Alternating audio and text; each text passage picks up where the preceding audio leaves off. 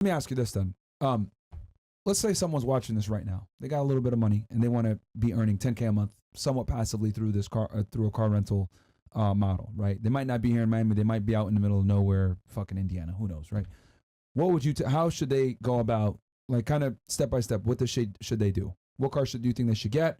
What should they do with the car, etc.? How can they get themselves from going, 0 to 10K a month passively with the side business? For sure. So if you're in like a city like Indiana, and you're not quite sure what cars are going to do well there, and you don't want to just like take a YOLO guess. It's a seasonal place. It gets seasonal place. Yeah.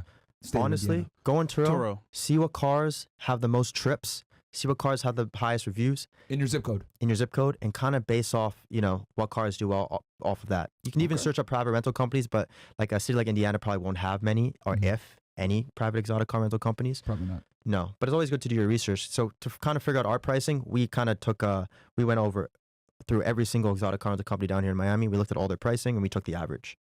And then from there, we kind of just like... So look at the market first. Exactly. And then procure cars that are doing well in your area. Exactly. And I know you gave some like a Tahoe, Suburbans, etc. Pretty safe. Color? Black? Black is nice and safe, right? Yeah, for those cars, black. But for the exotics, flashy, always. Okay. Put them on Turo first.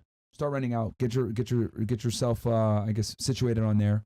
Make some money, and then once you said 2 to 3 or above, start weaning it off and doing it privately, right? And what these guys will find too is, every car you kind of get goes up in value. Very rarely you're ever going to get more cars that are kind of going below value, right? So for us, we started 2 BMWs, we got a Corvette, we got an Escalade, then we got a Maybach SUV, we got a Bentley, a Urus, and then boom, it just started, Huracans, Ferrari F8s, Cullinans. Start small. Yeah, everybody gets super excited as well, right? They're like, oh, I want to get a Lambo right away. I want to rent that. I want to drive it for free. You got to understand the game first. So start small.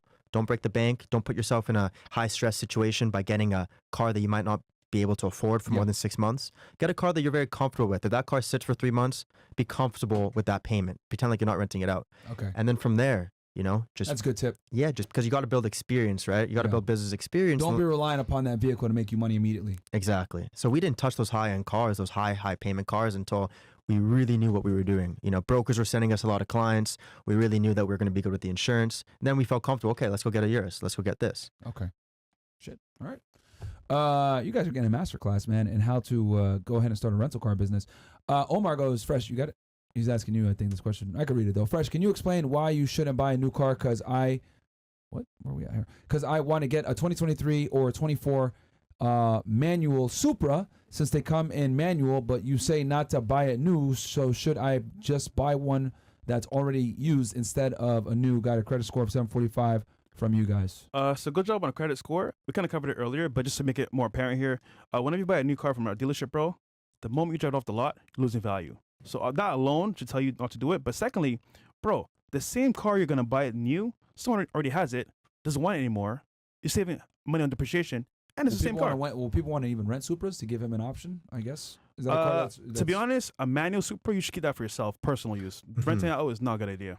Yeah, that's a personal car you should drive. 100%. Well, because it's manual? It's more collector. It is manual, but it's also like... very niche. Supra is like, if you're a car guy, you know what it is. Yeah. The average person's like, what is this? Yeah, tuner car type dudes. Yeah. Need for speed ass niggas. Yeah. Exactly. Tokyo Drift type dudes. Exactly. JDM, that type of vibe. Like a car that I would love to get for the fleet would be 911 GT3 RS. Ooh. That car is so sick. It's badass. But it's not going to rent. It's so niche. You got to be a car guy to want to drive a car like that. And car guys aren't going to rent cars, right? Very rarely. Yeah. Very rarely. If they rent a car, it's because they're not home and they're in a different state and they want to just drive the same car. Yeah. Other than that, they don't. I've had a few guys come and rent because they wanted to test drive the car for a few days. Because a lot of the times, right, if you go test drive a car at the dealership, you're only driving around the block. It's so hard to know if that's a car that you like. Yeah. So they'll come, they'll rent a car for 3 days. They'll really figure out if they enjoy the car, and then they'll go and buy that car. So I've had a lot of guys actually do that with cars that I have. I tell my guys in the CEO network, I tell them, listen, guys, you want a specific car, rent it first, drive it to your favorite spot, take it home, sleep on it, wake up in the morning, drive it again.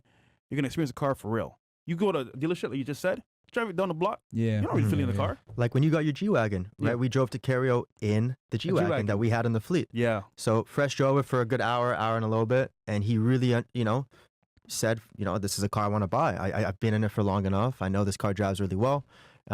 instead of just going to carry on driving around the block. Yo, it's funny because I thought G-Wagon was like a girl car. I never wanted a G-Wagon in my life. But driving his G-Wagon, I'm like, bro, this shit's nice. And then I'll tell you this, man. The girl's favorite car is a G-Wagon. Oh yeah. Forget a Lambo. Forget a Ferrari. Forget a Rolls Royce. G-Wagon, hands down, bro. And you get the tax write-off, Yes. Yeah.